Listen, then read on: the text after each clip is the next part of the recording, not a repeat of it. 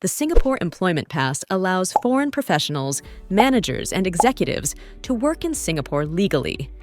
To qualify, you need a job offer in Singapore, earn at least SGD 5,000 monthly, and meet other criteria such as qualifications and experience.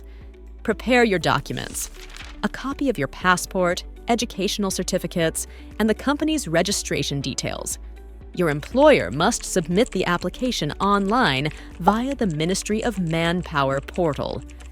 Employers need to complete the application and upload all required documents.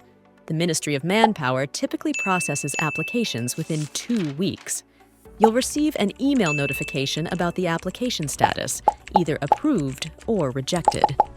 If your application is rejected, you can submit an appeal.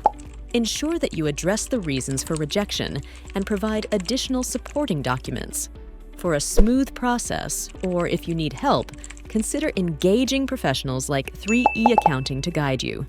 Plan ahead, follow the steps carefully, and don't hesitate to get professional support for a hassle-free application.